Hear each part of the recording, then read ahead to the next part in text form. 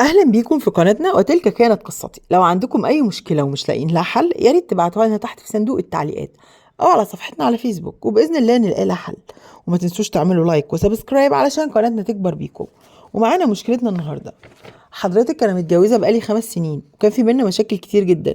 المشكله بقى اللي مضايقاني دلوقتي ان انا ما بحسش انه بيغير عليا. انا عندي 25 سنه وشكلي كويس ومهتمه بنفسي وبتعاكس من طوب الارض، بس بحسه هو بارد ولا ما عندوش نخوه ولا مش عارفه، هو بيسمي ده ثقه في نفسه. ممكن نخرج مع اصحابه ما بيتضايقش ابدا انهم يهزروا معايا بالايد او يتكلموا معايا، وممكن يهزروا بييجوا يقعدوا جنبي.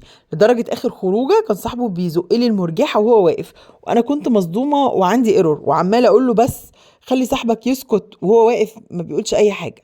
على النقيض بيقلب الدنيا لو طلعت البلكونه والطرحه واقعه ولا رقبتي باينه في الشارع.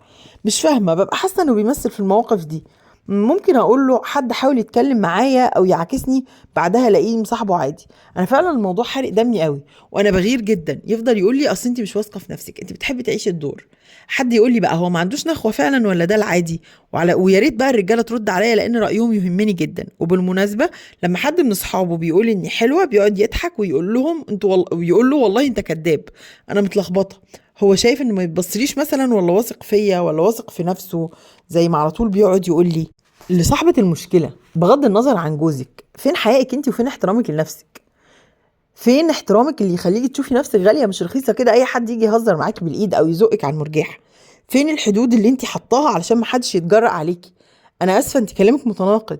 وليه طوب الارض بيعكسك؟ ايه اللي جرأهم عليكي كده؟ يعني دلوقتي انت مشكلتك انك عاوزة جوزك يزعق معاكي ويمنعك، انما انت شايفة ان اللي بيحصل ده عادي؟ طب ربنا مش هيحاسبك مثلا عليه؟ مشكلة جوزك الحقيقية هو الشلة اللي مصاحبها، عاوز يبقى اوبن مايندد زيهم. بصراحة انتوا الاتنين محتاجين تراجعوا نفسكم. ربنا ييسر لكم الخير.